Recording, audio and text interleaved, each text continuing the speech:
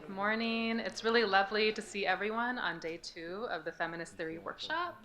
I am Anna Storti, and I am delighted to help facilitate the beginning of what promises to be, I think, a day that will stay in our memories for some time, simply based on the star power of everyone who will grace the stage today. And I'm especially honored to be introducing our first keynote speaker of the day, Professor Sayak Valencia. The introduction to an academic lecture is, in many ways, such a flexible genre that, at least in my interpretation, is an invitation to not only recount the many academic accolades and contributions of a scholar, but to try to offer some semblance of a spotlight onto the person behind the work.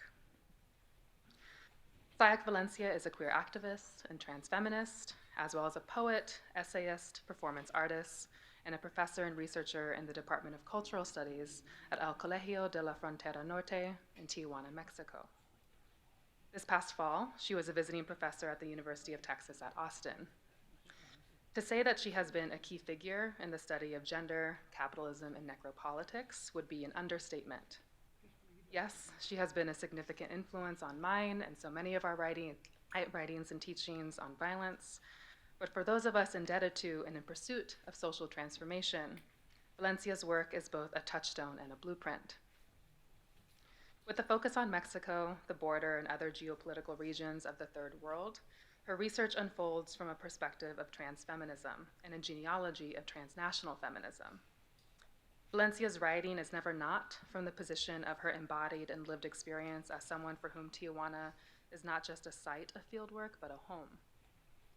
There is an intimacy here in the ways one comes to witness and know violence. But for Valencia, this knowledge proved itself to not only live as a theoretical conjecture, but an urgent prognosis for which we are all now bearing witness to. That is, that the scope of violence she observes through the sight of Mexico certainly produces and is produced by a relationship between political economy, race, class, gender, and sexuality, but is also a violence that extends beyond the confines of Mexico. With the publication of Gore Capitalism, a critical intervention into the B-side of globalization, Valencia sought to capture the heinous, disturbing, and ordinary violence that took place on the Tijuana border since the turn of the century. First published in 2010, Gore Capitalism gave scholars across the Spanish-speaking academy language to articulate and resist the ways in which the force of work has been replaced by Gore practices, understood as a systemic and repeated use of the most explicit forms of violence to produce capital. Gore is not a metaphor, but a reinterpretation of the cinematic genre to account for a version of everyday life characterized by extreme, brutal violence. And as such, Gore Capitalism became a proposition to approach violence as, quote, the undisguised and unjustified bloodshed that is the price the Third World pays for adhering to the increasingly demanding logic of capitalism, end quote. Beginning and ending in Tijuana, in the borderlands, Valencia forces recognition with a question applicable to our gathering this weekend. What strategies should be adopted when violence has become the law of the market, inverting the usual relationship that until now has been that the market sets the rules for the use of violence? Violence, she describes, is no longer the exclusive property or monopoly of the nation state. It has been put up for auction, and organized crime is making the highest bid. But she also, and this is vital, pushes the bounds of what it is that the border is meant to represent. The border is indeed a place of migration, deportation, surveillance, and death, but it is also a place of everyday living, of life. Coined over a decade ago, and still, the concept of Gore Capitalism is proving to be rather generative as an analytic with which to understand the linkages between explicit violence and drug trafficking. A pervasive feature of social life, violence subsists through an excruciating variety. It can be described as colonial, imperial, state-sanctioned, epistemic, racist, sexual, gender, to name just a few, making it profoundly difficult to escape or account for. Sayak Valencia offers a framework and a sensibility for reading violence as an integral component of an economic structure that manipulates the aesthetics of Gore as a way to render death ordinary, if not acceptable. In 2018, the English translation of Gore Capitalism was published by MIT Press. Translation and its politics and practice in the context of feminist theory and transnational feminism is indeed an invitation to decolonize the pedagogical and epistemological modes in which we imagine our relations to hegemonic academic production. Translating Gore capitalism from Spanish to English, as Abeyami Ortega suggests, is an exercise in decolonial border thinking. Valencia's work refuses to locate the third world, a term she continues to use critically, as a place to outsource the ethnographic data production that would otherwise be submitted to the theoretical filters of Northern theory.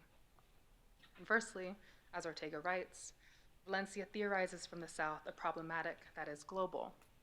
The landscapes of predatory contemporary capitalism, particularly in scenarios of neoliberal violence, can be seen across the world wherever populations obey and thereby collude or choose to resist and disobey in neoliberal regimes. It was when Gore Capitalism was published by MIT that I first encountered Sayak's work. I was in graduate school having a conversation with Dr. Ivan Ramos, one of my committee members, and a contributor to a social text Periscope dossier on Gore Capitalism. There, Ivan notes one of the ways Valencia breaks from tradition. Her writing, quote, refuses westernized depictions of violence intent on producing bourgeois sympathizing, the sort of sympathizing that produces condescending sincerity in liberal audiences. Gore isn't just a morbid fascination that shields us from horrors that would otherwise make life otherwise unlivable. It's a way of describing how we witness such things, and it allows us to make sense of them without letting us turn mourning into patronizing exploitation, end quote. Throughout her work, which includes more than 30 academic articles, numerous fellowships and international seminars, lectures, and keynotes, Sayak Valencia gives us a conceptual vocabulary for understanding violence through the triangulation of Western oligarchy, the neoliberal necroeconomy, and necropatriarchy. And she presents ways we might reproduce life in extremely violent contexts through transfeminism. Transfeminism, as she cogently describes in the article we read for today, seeks to enunciate a critical update of the traditional way of interpreting and managing the sex-gender system and the ways that sexuality affects the political subject of feminism. That is, transfeminism puts at the center of the debate the need to articulate heterosexual and cisgender normativity as political and economic regimes that unleash the sexual division of labor and set into motion racism, classism, and sexual dissent. Hers is a vital voice and deliberate intervention into the trash that is trans-exclusionary feminism.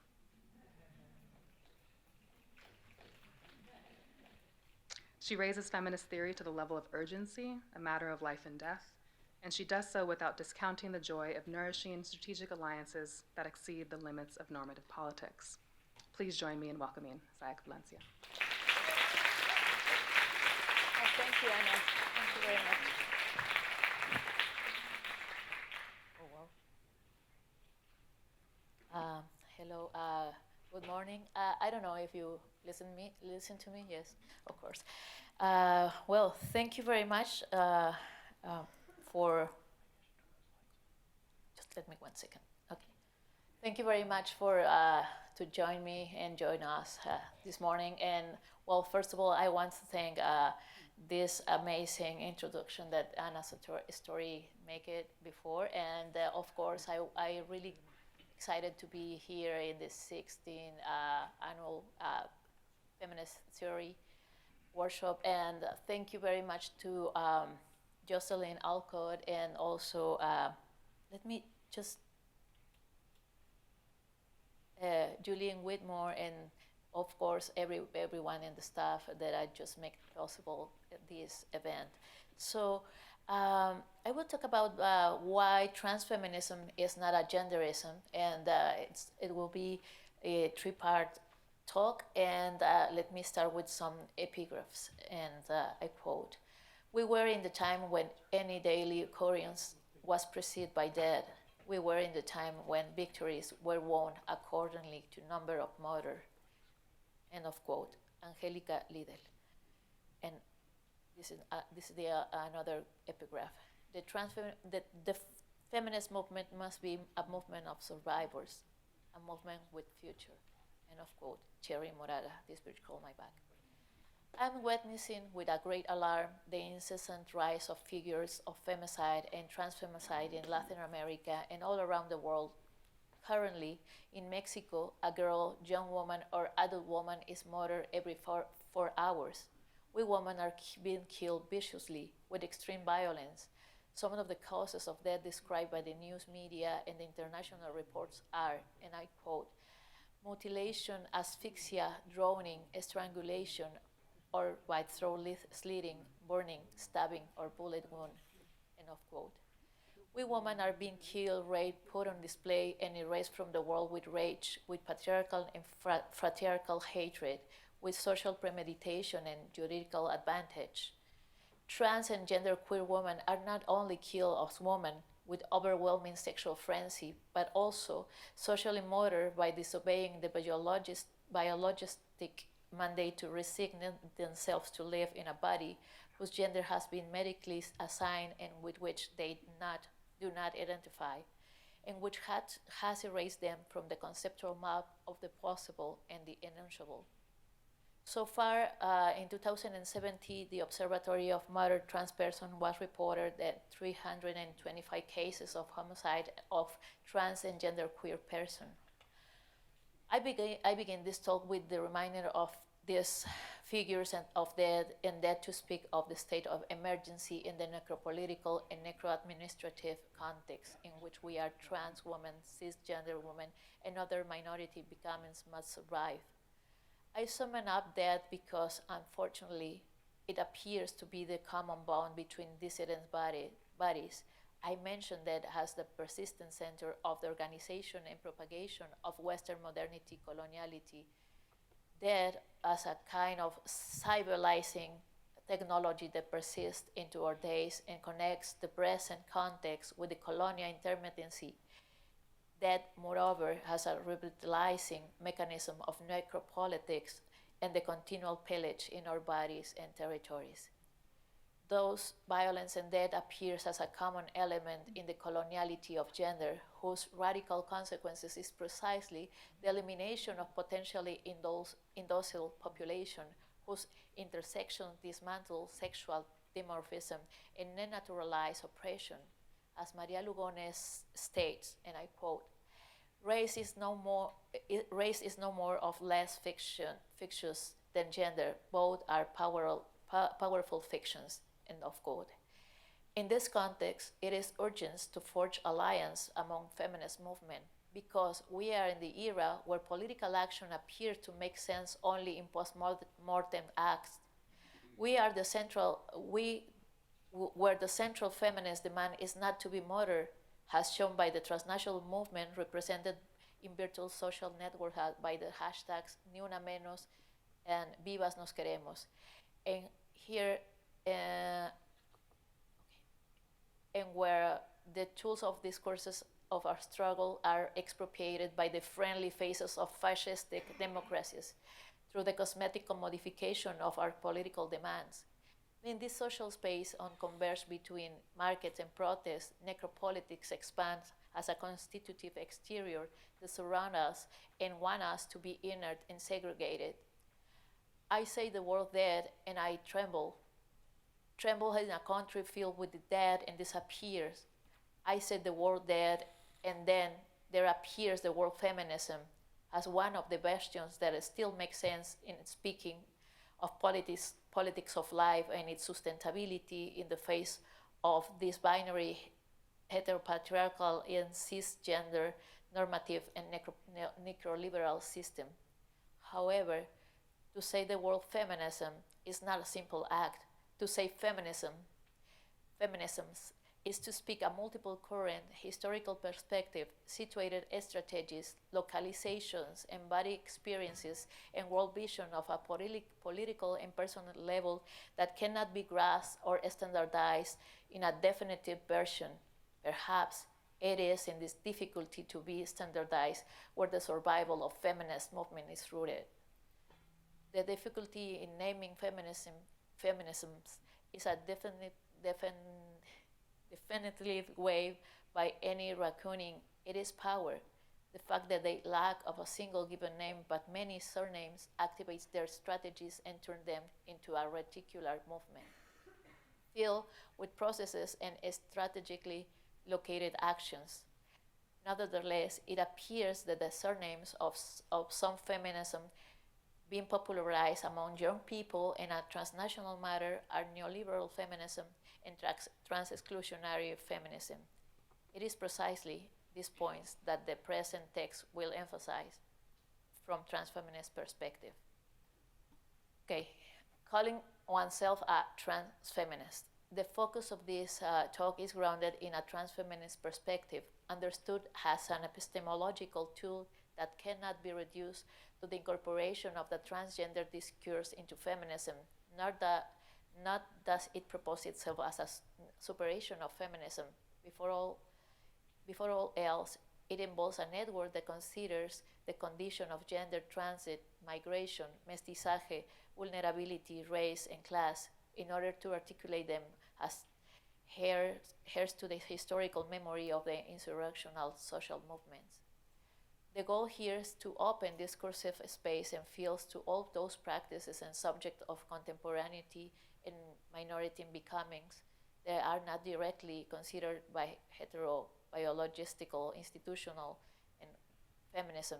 That is, those subjects that remain outside or distance themselves from the neoliberal reconversion of the feminist critical apparatus.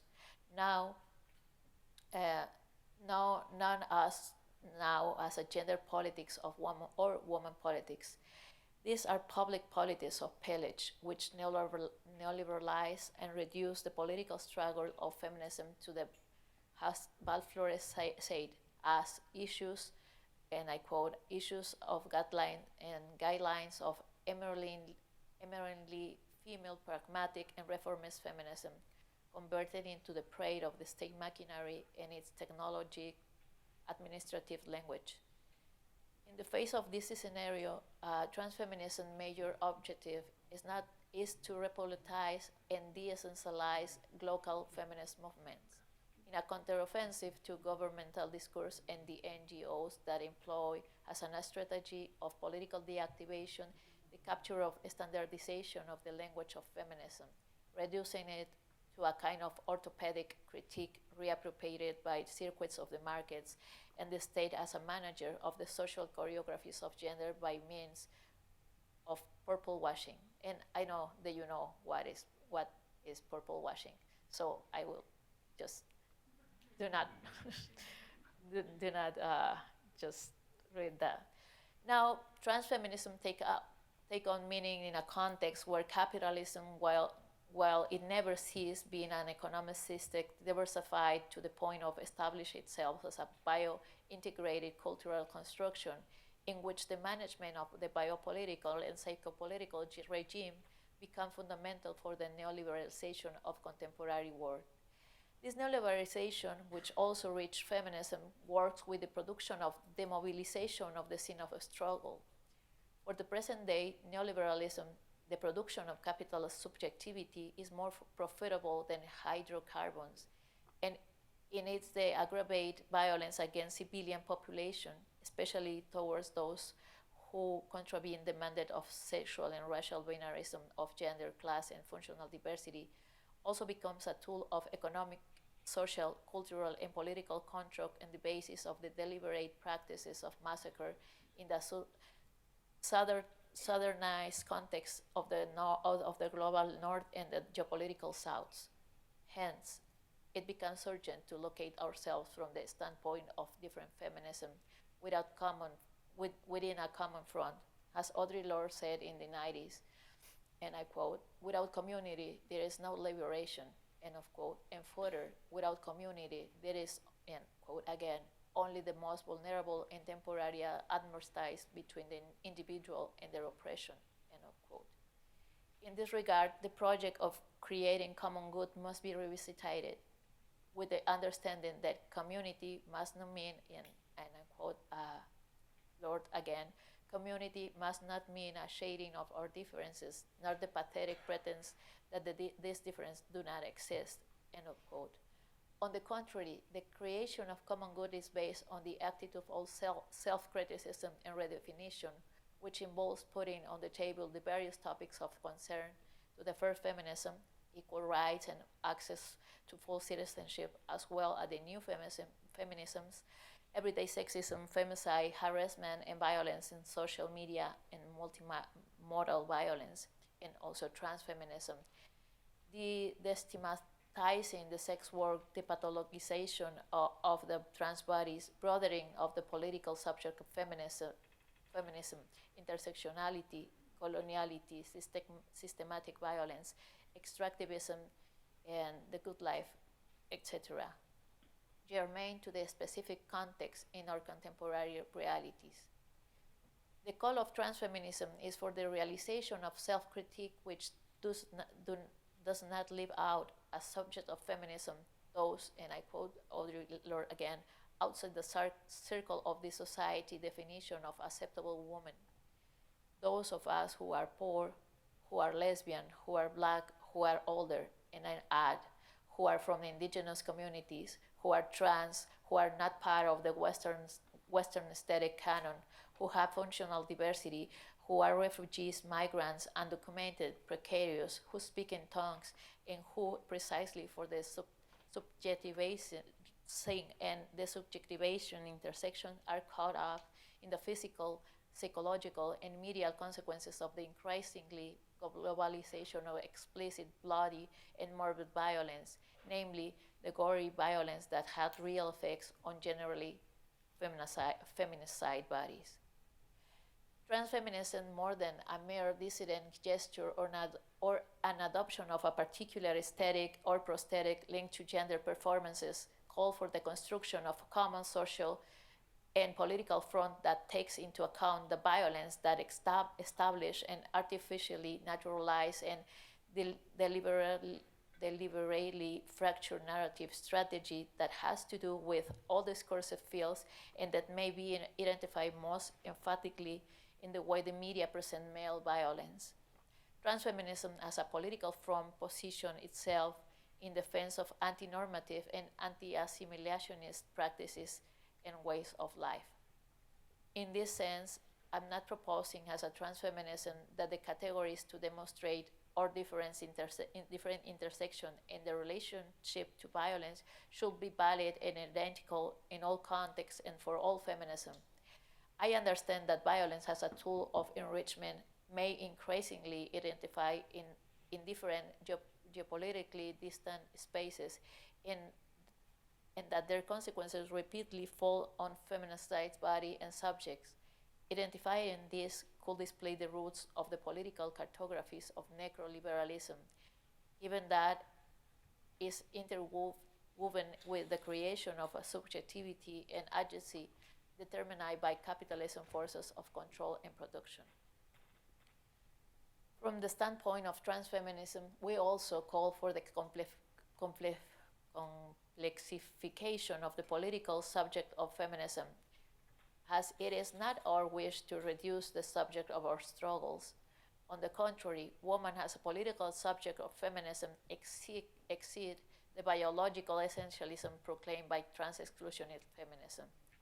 Women as a political subject of feminism are a discursive enclave to critically understanding the artificial differentiation and naturalization of the inequality that calls upon the binary sex body forms, and that body forms part of a project of plunder that begins with the seizure of the common property from European peasant population, the intensive femicide known as a witch hunt, the colonization of the America in the 15th century, and its coloniality of gender anchoring to the coloniality of power, being, and knowledge, and which crystallized between the 18th and the 19th centuries through a necropolitical process disguised as a biopolitical and aimed at governing free bodies in America, Asia, Africa, Europe alike, as well as inventing confronting political fiction of gender, race, and sexuality in order to forestall possible alliance between vulnerable multitudes. I provide this brief historical account to remind us that the woman, along with all those subjects considered to be subaltern or dissenting from heteropatriarchal and cis-sexual categories, have lived with explicit violence throughout history.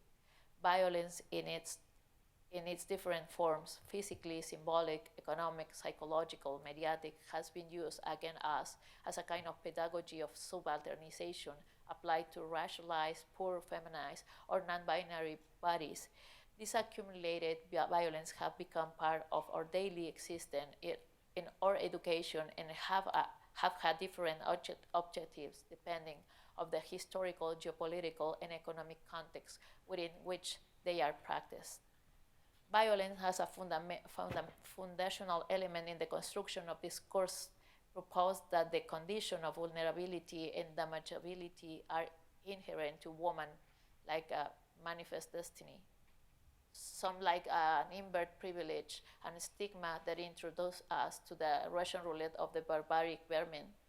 Hence, it is we who seek to trace a response to the fierce abuse practiced by contemporary gory capitalism, which permeates to the broad spectrum of bodies, which cannot be reduced to the rigid hierarchies of feminine and masculine. The radicality of violence locate us in the knife age, in the transmutation an era that requires us to revise our classic concept, to shake up the theories and bring them up to date. Because like Barbara Cameron said, and I quote, "I'm not interested in pursuing a society that uses analysis, research, and experimentation to concretize their vision of cruel destinies, a society with arrogance rising, mourning oppression, and sowing destruction." End of quote. And all about, I'm not interested in reproducing violence and exclusion of other bodies by means of separatist polemic that partake of flat, simplistic argumentation which call upon biology as a form of certifying and validating differences. And this summoning collides with its own limit, since it employs argument familiar to the patriarchy for excluding women.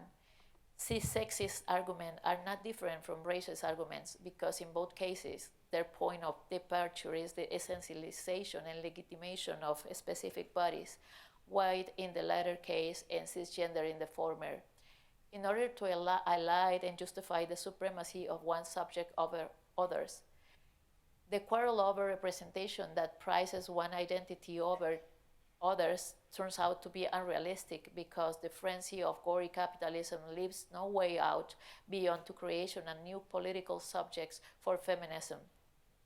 And I quote, "A becoming woman understood as a rupture with the mode of functioning of present society," Felix Guattari, which succeed in forming alliance with other minority becomings and which propose answer to a phallocratic mode of production of subjectivity, a mode of production whose single organizing principle is the accumulation of capital, and which are in which are anchored both bloody capitalism and necromasculinity as a foundation stone of Western political, sexual ration and economic rationality, deployed in its geopolitics and extend through patriarchal linkage into formerly colonial territories.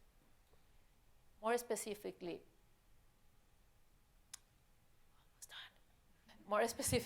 the transfeminist movement seeks to prove that necromasculinity has a living political fiction, is a mechanism of implementation and conservation of a project of modernity, coloniality in nation, which in its transformation is tied to the emergence of the updating of the capitalist economy. Thus, masculinity has a political fiction and not just a singular and genderized body. It's a social phenomenon related to wage labor, violence, and oppression as a form of providing continuity to the project of social and economic hegemony, imbricating to the necropolitical regime with bipolitical politics through the model of Enlightenment democracies and the heterosexual nation. Thus, to consider oneself a feminist while professing a trans-exclusionary position is to make a pact with the necro-patriarchal pimping and feminicidal state that reappropriates our struggles by means of separatism and the destruction of the common good. On the other hand, in the context of intensive necropolitics against feminicide body, the demand for the protection by the state of cis women implemented by the political lobby of the institutional feminism, in Mexico, at least, become nonsensical given that the death of cis, trans, and non-binary women operates in favor of the capital of control that the state itself generates. Demanding protection and dialoguing with the sovereign without questioning masculinity as a necropolitical project that sustains the generalized plunder on which the contemporary state is based is not feminism, but rather is neoliberal retranslation into a gender politics that is large part represent the interests of cisgender, heterosexual, middle or upper class educated women who reproduce and wish to subscribe the Western sexual rationality. Feminism is not a genderism. From the perspective of transfeminism, we ask ourselves whether the essentialist genderism to speak only to and for women who do not wish to seem aggressive or assume the bother they can cause men, placing themselves on the side of the power relation and pleading the punishment for the first world's heterosexual white middle class woman, or for those in the upper classes in the third world not to be exemplary. It's not a form of administrating our energies and keeping us busy with a dialogue with, instead of broadening the political subject of feminism, obtusively reduce it and amputate it. The gender is becoming of one part of the feminist movement is the result of capture of the language of critique and its intent to institutionalize the language of protest. Genderism is a reformist movement that strives to stretch across the gap of male ignorance and I quote again to Lord, and I quote, stretch across the gap of male ignorance and to educate men as to our existence and our needs. It is an all and primary tool of all oppressors to keep the oppressed occupied with the master concern. And I, end of quote. Genderism as a neoliberal movement is interested in showing the consequences of patriarchal is showing the consequences of patriarchal or fratrial violence, but does not show the roots of the problem. That is, it does not dispense with the idea of the power and reproduce the pragmatic, rational program of the West, avoiding the fact that it is precisely this instrumental reason that grounds the problem of the domination and violence of the heterocentric, patriarchal, colonial system. Institutional genderism and the officialization of the language of the protest.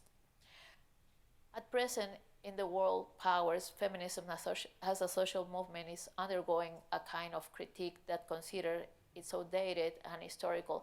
And I don't know if it happens here, but in Latin America, it's in one side it's like a gender ideology, and it's not feminism is not necessary anymore, and then some kind of feminism, the feminists are, and you can be part of them. It's like, it's really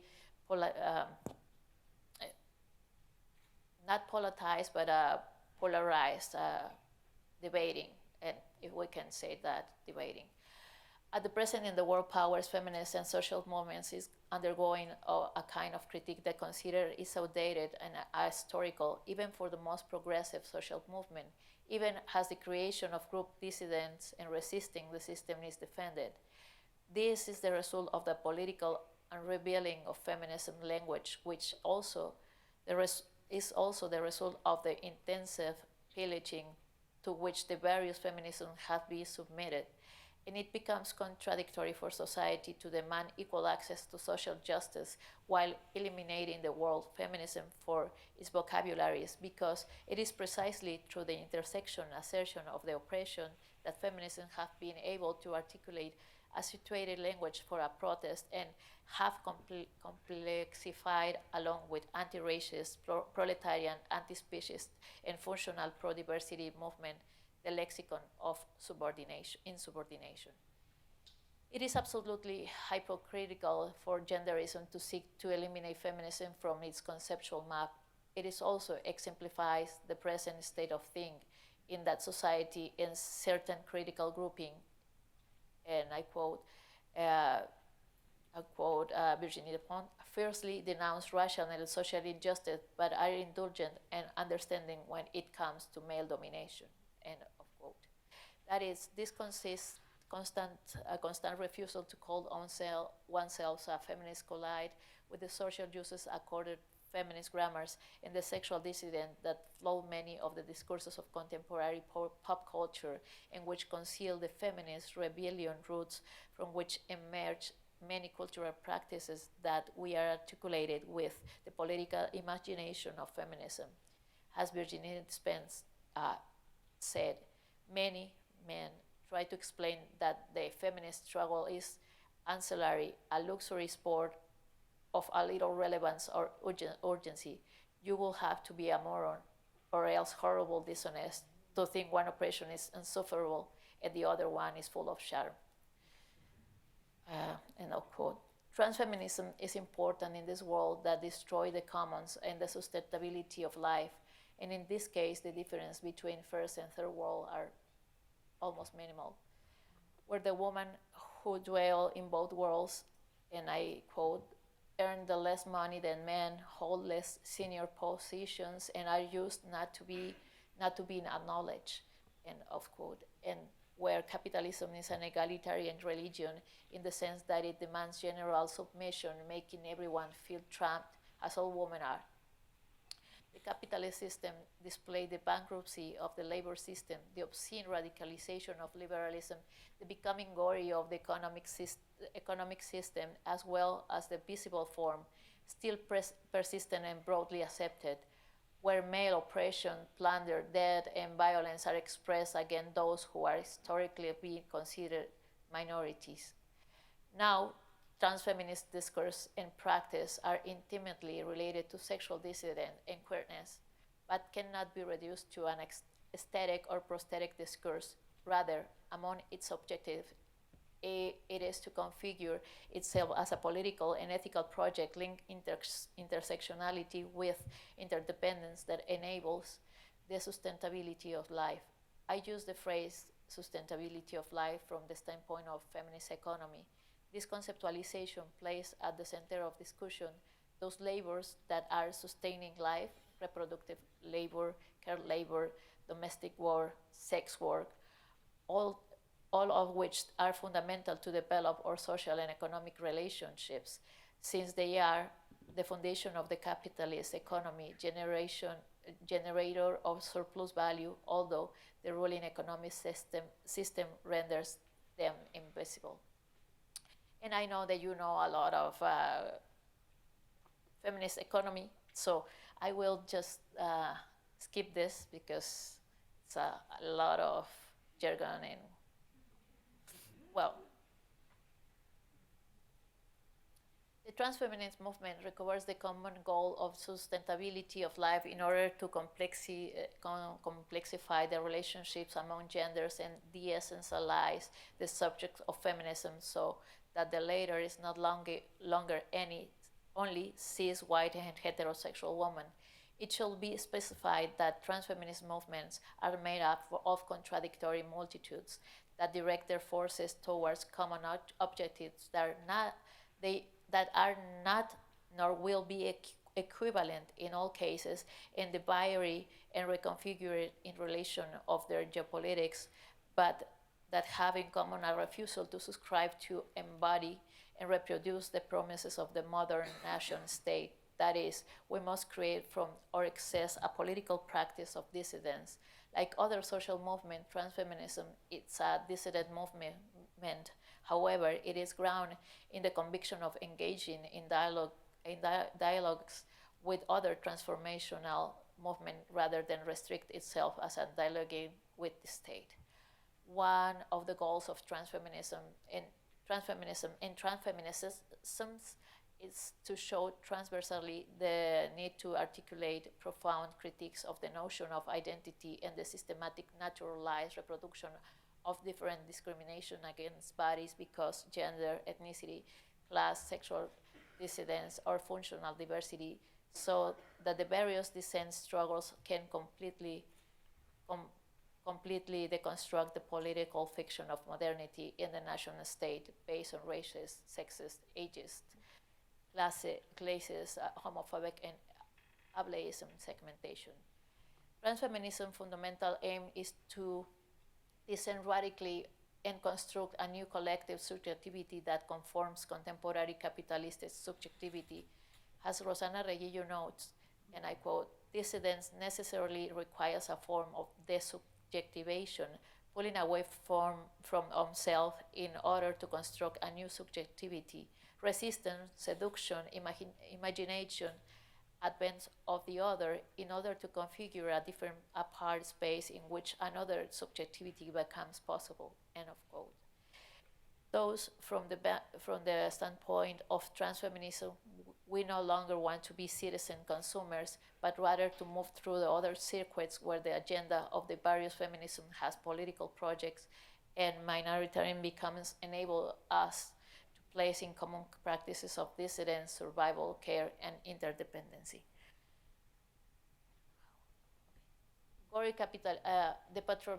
Depatriarchalize, decolonize, de-neoliberalize in order to build a life in common. En español se escucha mejor, no es tan difícil.